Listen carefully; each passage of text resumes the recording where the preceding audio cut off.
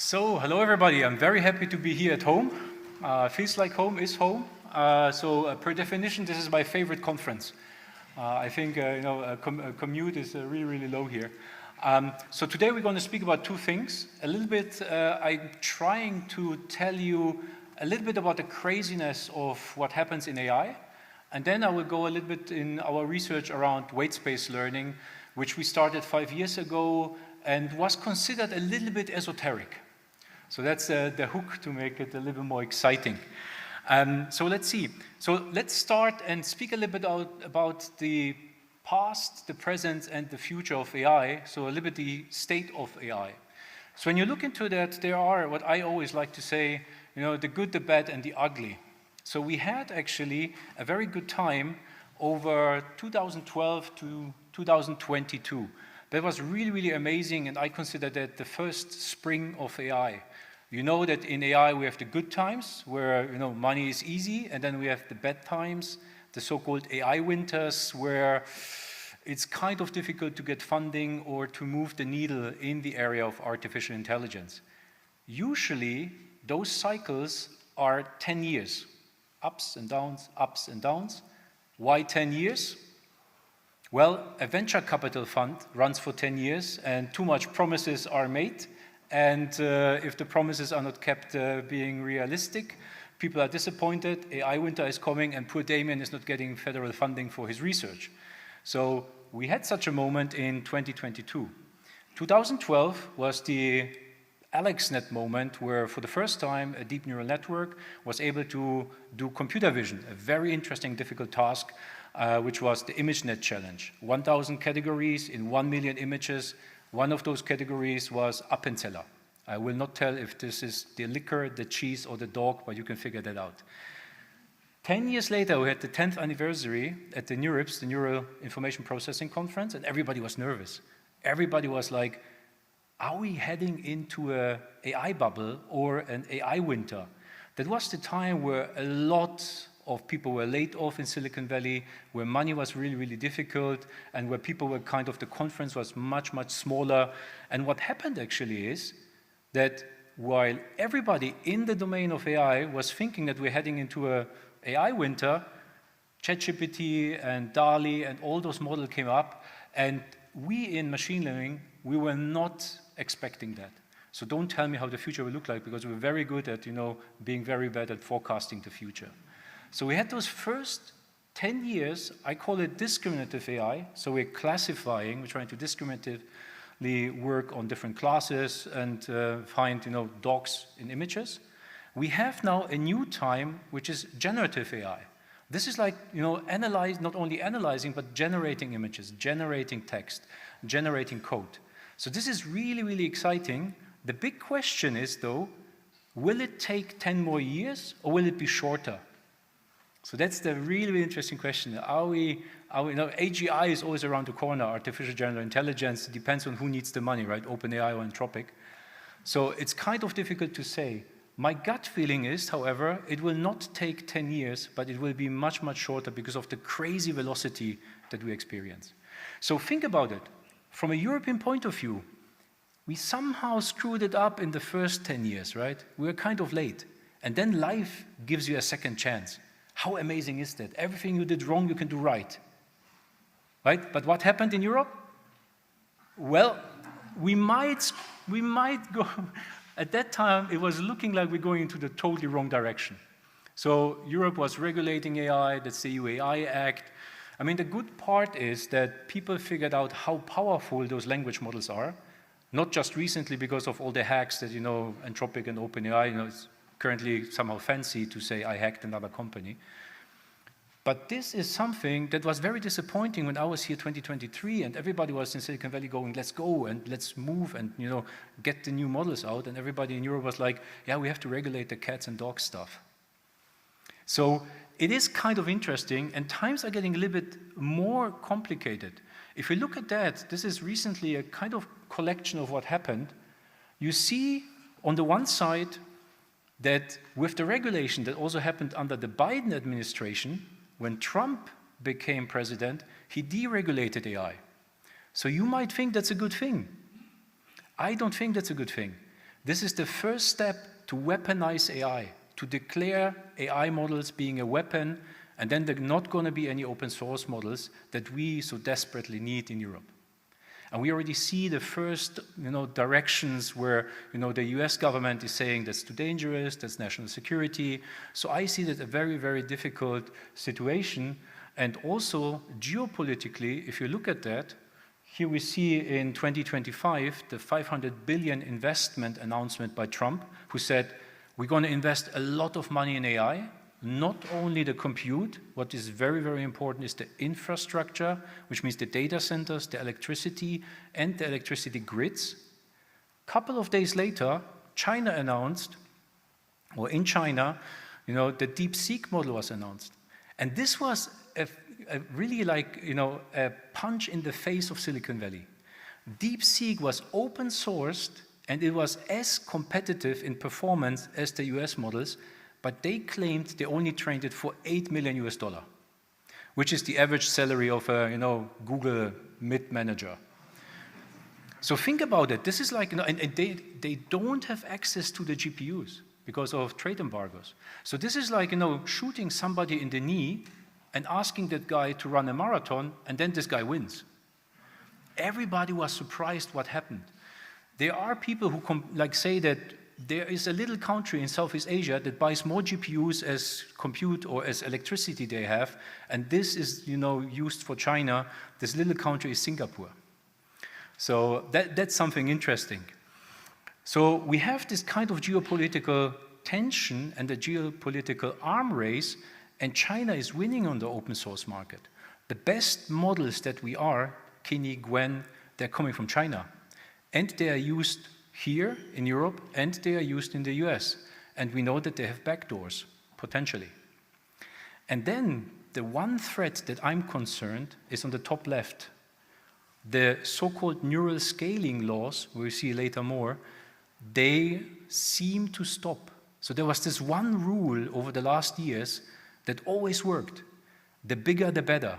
The bigger the model, the better the performance. So you didn't need to be smart. You just bought more GPUs, had a bigger model, and it worked out.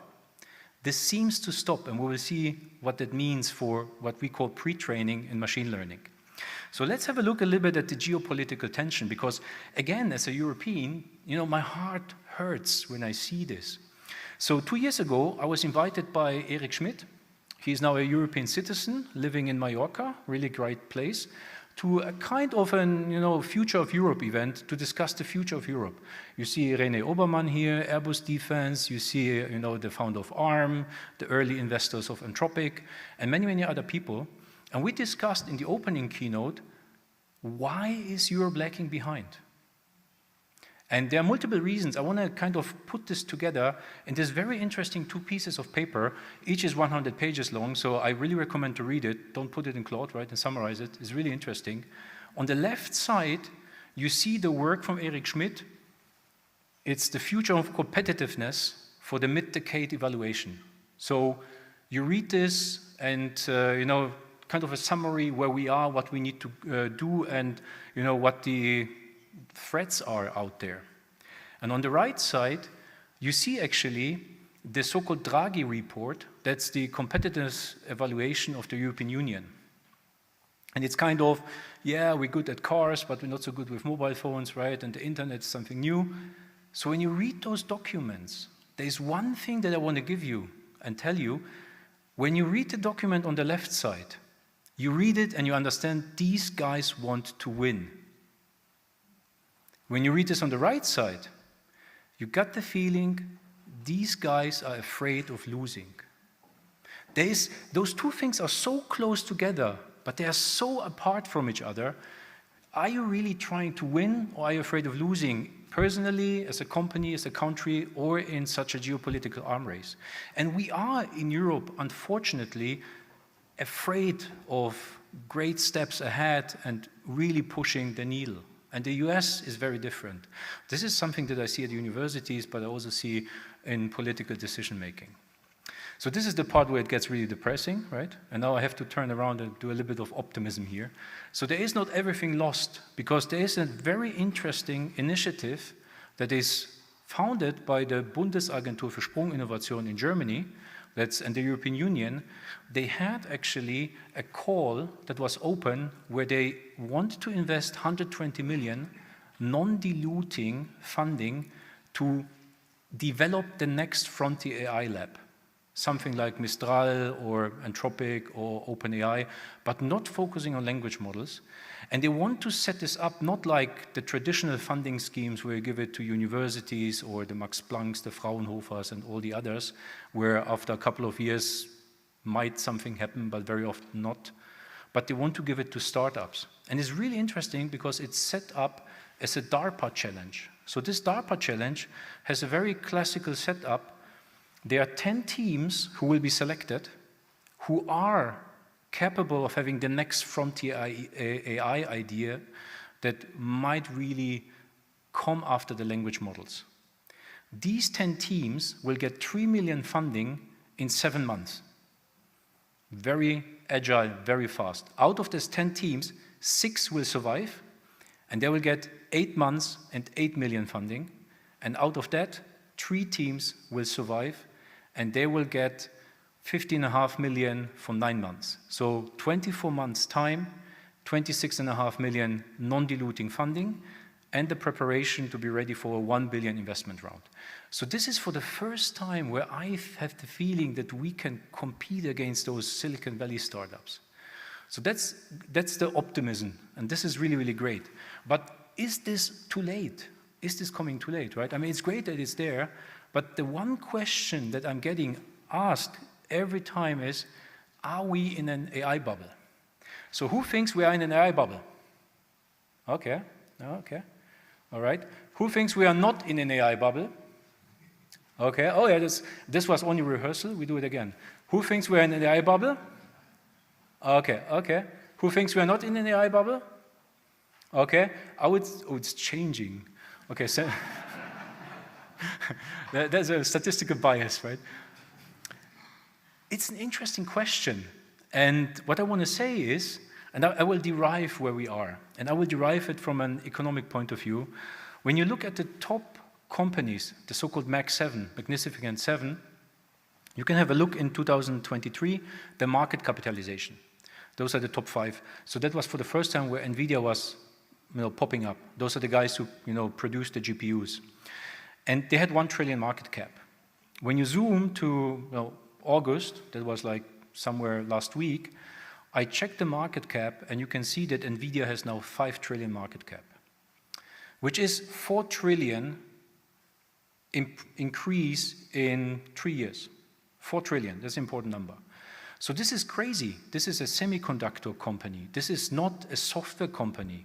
Usually what people do, they don't invest in hardware, they invest in software. Much faster innovation cycles, right? Hardware has inertia, is slow, so you don't want to invest in that. So why are people investing actually in NVIDIA? And what does it mean for the question, are we in a bubble? You could understand this hardware investment as a proxy for a return of investment that has to come in the future. The 4 trillion in market capitalization need to create company value of 40 trillion, kicker is usually 8 to 12, so let's say 10, 40 trillion in market cap increase over the next 5 years. Because it doesn't make sense, right? Mark Zuckerberg doesn't buy GPUs because he likes NVIDIA, he wants to make money. So NVIDIA is a supplier. So whoever buys the GPUs needs to be 10 times more return of investment in market cap 40 trillion. That's a very famous number because that's exactly the depth that the US had actually last week reached for the first time. This means we need 10 more Googles or 10 more Metas and Amazons popping up from nowhere. Do you guys see this happening? I don't see this. There's no commercial argument to have this money in NVIDIA. That's the challenge. So why are people still throwing money on that? National security, the arm race. We, or the US, wants to be first and not China. Because if China is going to be first, they're going to conquer and dominate the next 50 years. So we are in one of the biggest bubbles that ever existed, but believe me, you can be very comfortable in a bubble if you know when to exit. And if, tomorrow is an important date, NVIDIA will report its quarterly numbers, so brace yourself. The very moment they report less GPUs sold, they're going to go down, the Max 7 will go down, we are in a recession worldwide. The AI is at the same position where the financial industry was in 2008, too big to fail. But let's be a little bit optimistic again. There are maybe two companies that are going to be, multi-trillion. This is obviously OpenAI. They actually delayed their IPO, initial public offer. And maybe they're going to be Anthropic, which still are on track with the initial public offer. We just don't know where the date is. If those IPOs will be successful, we party. If they're not successful, AI bubble burst, AI winter. That's my promise. And now NVIDIA has to do a little bit of tricks and help a little bit with the funding, because you see over the last year very funny investment schemes where NVIDIA is investing in OpenAI. You can put this on your balance sheet as an asset, and then the same money is coming back as revenue to NVIDIA. So I'm not an accountant, but that doesn't sound really to be really a good idea, right? So this is something that's really, really interesting. And just last week, NVIDIA announced that compute can be an investable asset class, like equity, real estate, fixed income. So I'm looking forward to the pension funds investing in it, right? So this is the question. Will this, where will this revenue happen? Maybe in Anthropic, maybe in OpenAI, but I don't see 10. Which companies could buy this? These are the questions that you should look if you are kind of, are expecting a bubble or not. But let's imagine you would be able to get this money, right? Let's imagine the 1 billion investment like we saw. Where could you spend that money? To be honest, it's not that easy. As a researcher and academic, I'm always thinking I have this ERC 2 million grant. But if you have 1 billion, it's really difficult to spend, right? You could, however, in AI, because it's easy. First, you could spend it in people. So this is an old slide from 2018. This is Ilya Sutskever. Ilya Sutskever is like the second author of every important paper that exists. You just need to listen to what he says, do the same, and you're going to be successful. He worked and founded OpenAI, and at that time, he had a salary of 1.8 million, and the average salary of OpenAI in 2018 was 350,000. And OpenAI was at that time a charity. So you can buy the brain of a person, but the heart of a person, stock options. This is where Mark Zuckerberg is coming. This is 2025. People got 100 million sign-up bonies just because they sign up the contract. I know it's depressing. This is where I get headaches. But think about it. There's a 30-something, 28-year-old person signing up that. That's the worst thing you can do for this kid, right? What should this person achieve in his or her life? But this is now the global competitive benchmark. If you want to get the right talent, you have to give them 100 million in stocks just to convince them to start. And now we're back in Europe, and what are the funding schemes here? What are the salaries? We are very far away from what we can do here, right? So this is really, really crazy. Unfortunately, I'm still at HSG, so nobody called me up. But there's another thing you can spend the money in. This is compute. Just want to tell you how this looks like. So you can invest in simple GPUs. The prices might vary, so don't kill me for that. But you can get bigger and bigger and bigger, and you can kind of buy more and more. I just want to show you one number. It's 400 GPUs, 50 million. You can get 30% family discount if you know Jensen Huang at NVIDIA. But 400 GPUs, 50 million. And now, somehow old statement from 2024 where Elon Musk and Mark Zuckerberg, they were aiming to get 600,000 GPUs by the end of that year. 600,000, right? For comparison, 400 GPUs, 50 million. Again, back to Europe, where are we? And if you look into the announcement that were made last year, Mark Zuckerberg wants to actually build 2 data centers, Prometheus and Hyperion, and both should be 5 gigawatt. They don't even bother in counting the GPUs, just in gigawatt. So, you know, a nuclear power plant, like the 3 Mile Isle US nuclear power plant that almost blew up, 0.7 megawatt. 1 gigawatt, 0.7 gigawatt, so 700 megawatt. 1 gigawatt is 40 billion revenue for NVIDIA, to give you just also a number. So if you know, this is the size of Manhattan, right? So if you're building those mega structures, suddenly those things are very, very important. We know that compute is important.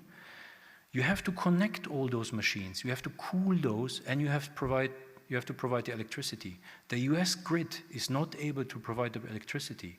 So therefore, people are thinking about putting nuclear power plants next to those things. And you know what happened when US attacked Iran? Iran attacked the Amazon Web Service data centers because Anthropic was running there, and Anthropic was helping the US to get targets. You don't want to have a nuclear power plant next to it. So the one trick that people are trying really hard is to remove all the copper inside of the data centers and move from copper to optoelectronics, fiber optics. How close can I get with fiber optics to the chip? The closer I get, the less heat I have to actually spend the electricity on. Really, really interesting. Again, comparison to US, worldwide compute, Europe has 6.1% of the worldwide compute. So if I want to do something that is, you know, EU General Data Protection Regulation or privacy conform, I only can access 6.1% of the global compute. And this is not competitive, comparing it to the others. But we have this very, very big problem, which is actually that the neural scaling laws are slowing down. I want to show you one graph which is very, very important. You see on the y-axis the loss. The smaller, the better. You see on the x-axis the amount of compute. The more you go to the right from your side, the more compute you need. And you see different curves, and each color shows you the size of the model. The big model, the small model, you train, it goes down, and it saturates. If you would continue training for 500 years, you would not get better. The only way of getting better, you need a bigger model. So you go down, you get better. Then you saturate. To get better, you need a bigger model. You go down, it saturates. You could draw this line and predict if I want to have this performance, I need this model size and this amount of compute. They are like the physical laws for neural network training. And they are not only observable for language, but they are observable everywhere we see. And end of 2024, people recognized that these neural scaling laws are not working anymore. So if they are not working, you don't need to buy a new GPU. If you don't need to buy a new GPU, NVIDIA will sell less, the bubble is bursting. This is a real threat, and this is really, really interesting because the models are not getting better, and some people say we're running out of data. We already crawled the entire internet, and you might have heard that all those big players, they are buying books at libraries that they scan and destroy because they need original work. So therefore, and now we're switching a little bit to our research, we're actually going a very different path. We are trying not to learn from data, which is crazy to say at a statistics conference, but we're trying to learn actually from the models that are out there.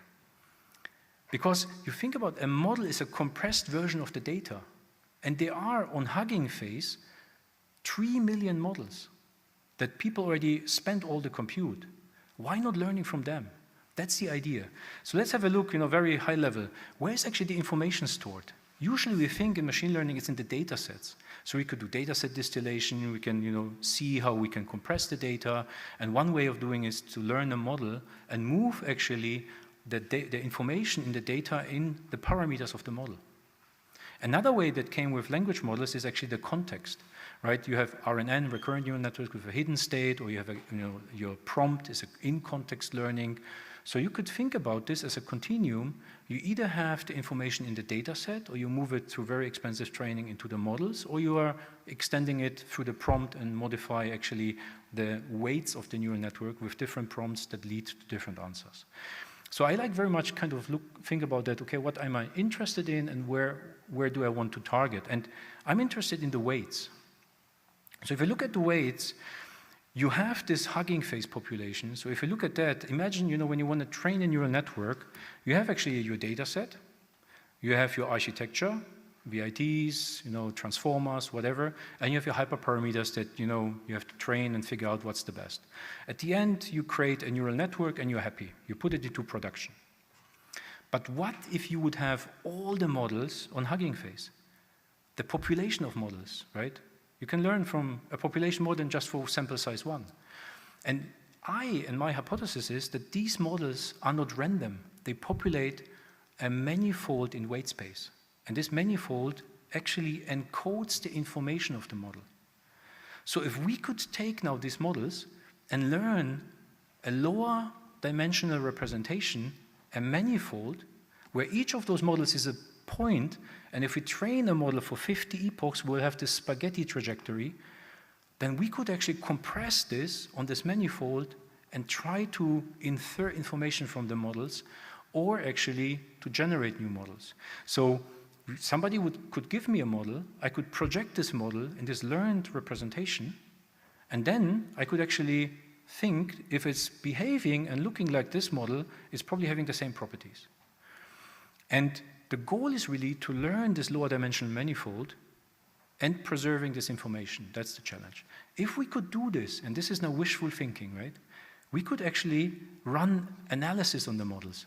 We could do testing without test data.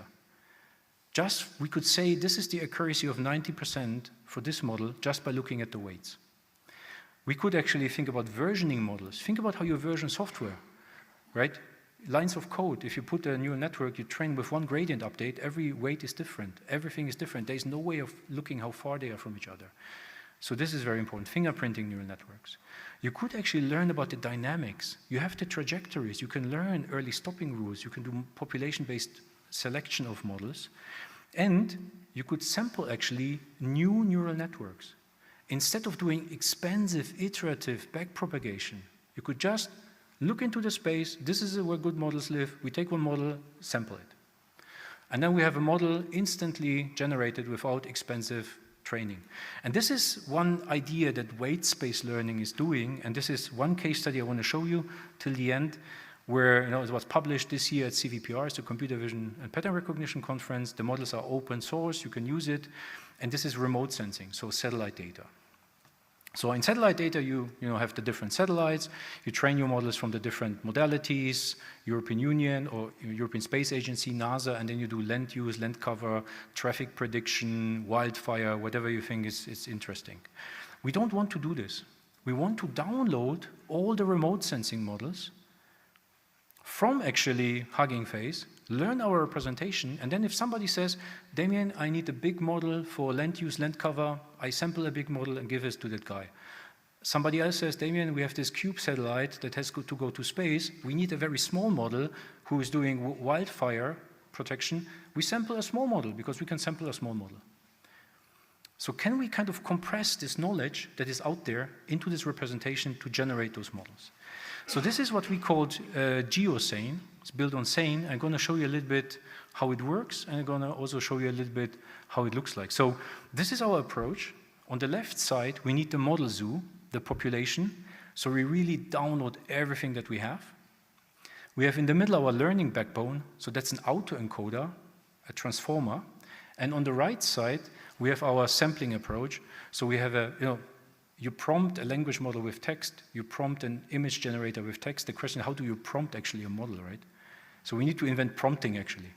So we invented prompting by having an ImageNet model that is of the architecture of whatever, ResNet 18 or visual transformer, and then we get the visual transformer back, but with the weights, in best case trained weights.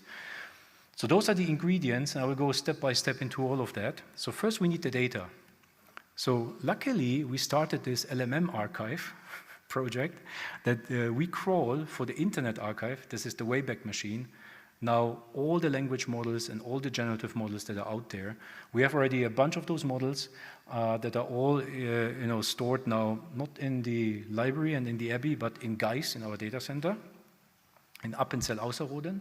Unfortunately, not Appenzell Innerrhoden, so it's not AI, it's AR, but who cares? So we have our model zoo. We only have 108 models. So everybody will say, Damian, this is way too little, right? Forget it, it will not work. But if you think about how many parameters those models have, these are 38 billion parameters, and we have to tokenize that, so we have more tokens about that. So it's sufficient, but still I would consider that small. And if you look at that, you have like different satellites. You have the European Space Agency satellites, Sentinel-1, Sentinel-2. You have the Landsat satellite. You have hyperspectral satellites. We have different tasks. You have land use, land cover, natural catastrophes, floodings, everything that is under the sun. So this is a well-sized data set that we can use. And now the trick is, as stupid as it is in hindsight, but when we started 2021, it was considered esoteric, because what we say, we simply do whatever people do with pixels or with words, we do with weights, right? So instead of having a word, we have a weight. Instead of having a sentence, we have a neural network layer. And instead of having a book, we have a neural network. And we're totally ignorant to what type of modality this is. We just treat this modality as input data and process this with the standard architecture, this auto-encoding transformer. We have to do a little bit of tricks in the tokenizers, and we have to do a little bit of tricks in the normalization, and it's a lot of pain, but that's what the PhD students have to deal with. And it works surprisingly well. There is no reason why weights should behave differently than code, than words, and than pixels. We don't know the scaling laws here, but we can train a lower dimensional representation that hopefully organizes a latent space that after training looks like this. So we see on the left side the different architectures. Pink is for transformers, blue is the different ResNets, swim transformers for segmentation. And on the right side, we see the different satellites. So we have, for example, the yellow is the Landsat, mostly trained on VITs. Then the blue one is the Sentinel. There are two clusters because we have two different architectures. So we don't have random results in the latent space. The latent space is structured. But we are not winning anything with that. We have to quantify how good our models are. So I will show you a couple of results here, compared to those remote sensing models. So remote sensing community, the research community, is a little bit funny. They are, over the last 3 years, training foundation models. There are currently over 60 foundation models in remote sensing, which doesn't sound very foundational. And there are 30 more coming. So we don't need all of that. Nevertheless, we have to evaluate against most of them. So what we see in the first evaluation, training from scratch. So we can focus on the curves. The orange curve is training a model from scratch. And the blue curve is we sample a model and do the same protocol with fine-tuning. It's a foundation model, so task agnostic.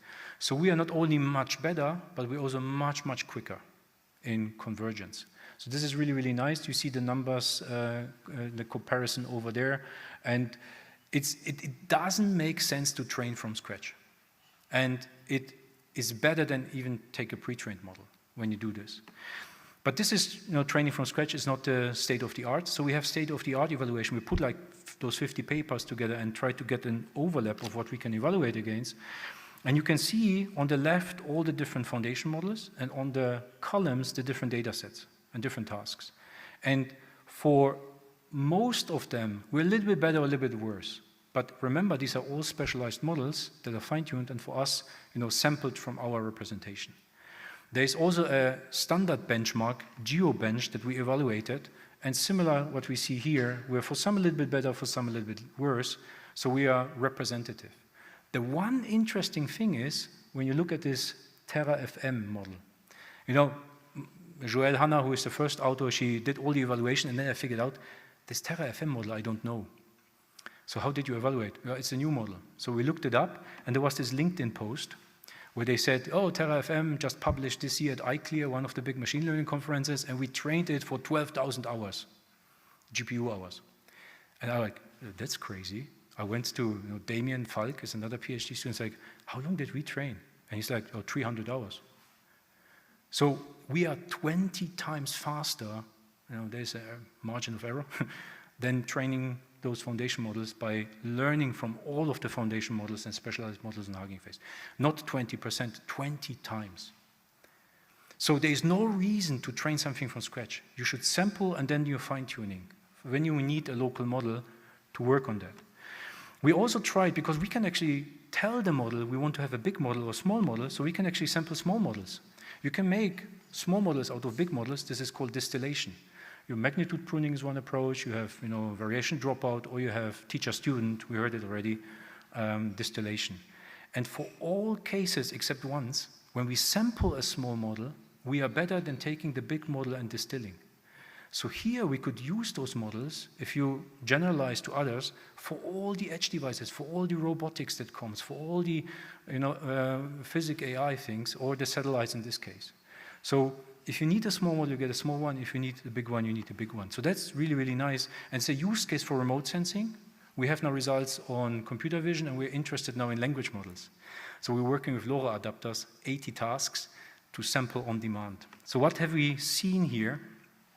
We've seen, as summary, technically, the idea of training from models and not from data, because the models contain, in a way, a compressed form of the data. And therefore, we can kind of work around the neural scaling laws and fix that, which is really, really interesting. And now the next question is, can we train a foundation model of neural networks? And you remember the challenge? There were 10 teams selected. Submission was end of May. 10 teams selected from over 530 submissions in whole Europe. There are 2 teams from Switzerland. 1 is from ETH, and the others are we. So now we have the funding to scale this and really prove if the scaling laws on weights are the same like on words, on pixels, or on code.